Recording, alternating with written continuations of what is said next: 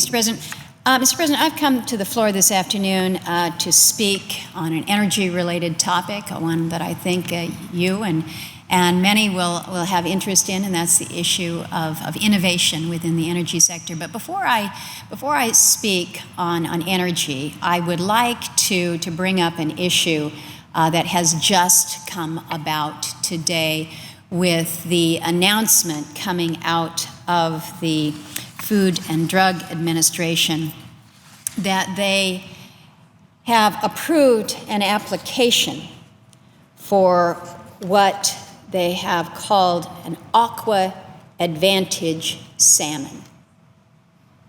And this is actually quite disturbing news to any of us that care about our wild species of salmon, our wild stocks, our healthy wild stocks, who are proponents of good amounts of fresh seafood in our diet, knowing that nutritionally it's a pretty extraordinary source of omega-3s and fatty acids and just good for you things. We've been trying to get the FDA to make good on their commitment to make sure that pregnant women and nursing mothers know and understand the guidelines out there in terms of what is safe to consume when it comes to fish, because again, if you're looking for that good nutritious food source, it's pretty tough to beat Mother Nature here.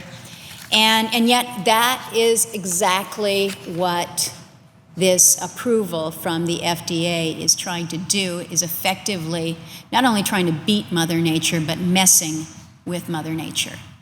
And for those of us, again, who believe that the real thing is the best thing for our families, the best thing to serve at the dinner table, I find it very, very troubling. In fact, I'm spitting mad today, and I've calmed down a lot since I received this news this morning. But I can tell you, people back home are going to be mad about this for a long time. For about 5 years now, the FDA has been considering this application for this genetically engineered salmon. Again, they're giving it a pretty nice name, calling it the Aqua Advantage, that somehow or other this gives an advantage to the salmon. Well, it does. What this does is it allows this genetically engineered fish, I don't even know that I want to call it a fish, this genetically engineered organism, to grow twice as fast as any other salmon in the water there. So how does it get to grow twice as fast? Well, it doesn't happen naturally. It's not the way that Mother Nature orders it.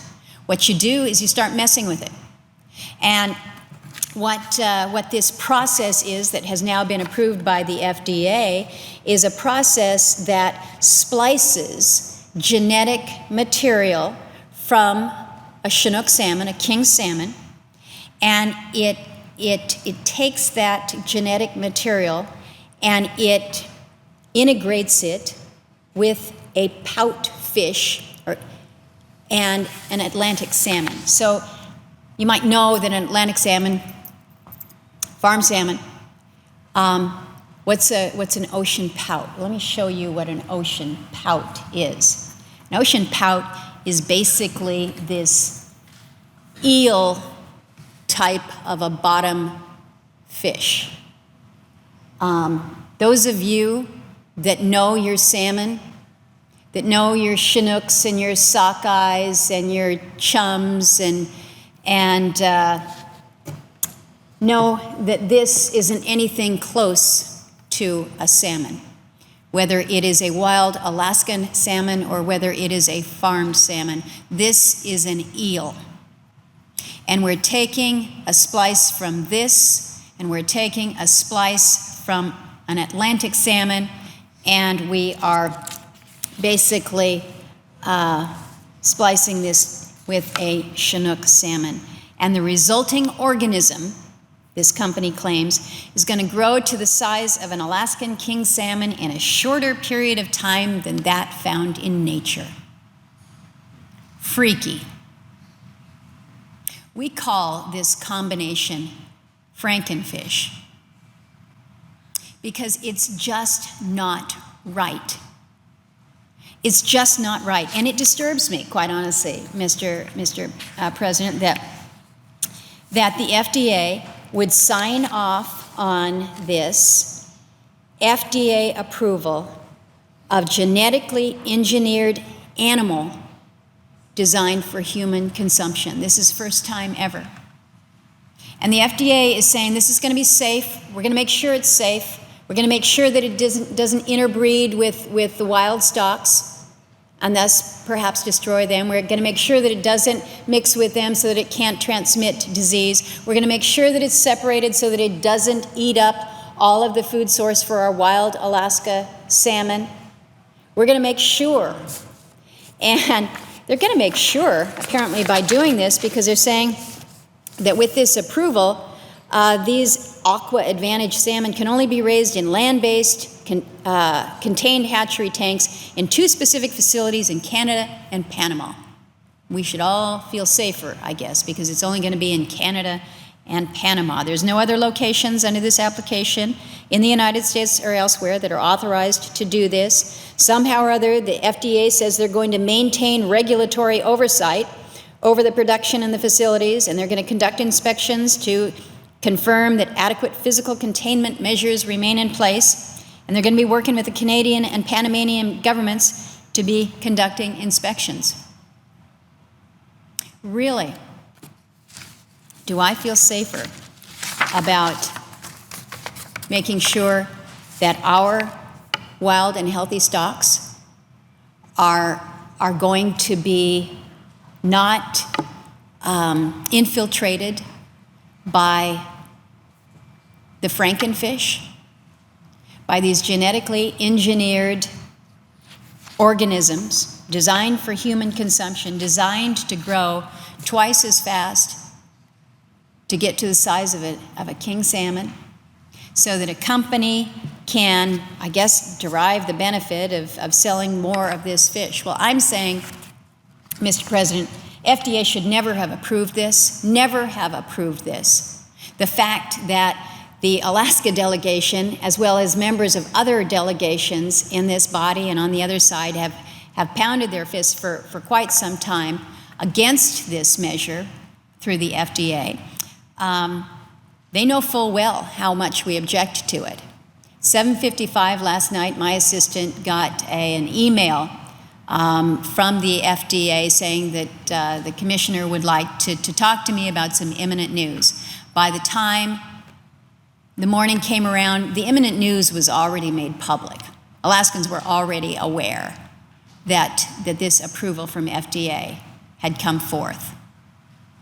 Not only me, it's my understanding that the head of the Agriculture Appropriations Subcommittee met with him yesterday. Didn't get a heads up about it. The nominee was before us yesterday in the Help Committee, and I actually had 2 questions to him about seafood. No heads up that this was coming your way, just kind of boom. Lay it on the table, and I have to tell you, we have made no bones about the fact that this is wrong, not only for Alaska and our wild stocks, it's wrong for our salmon stocks around the country, and it's something that I'm going to continue the fight.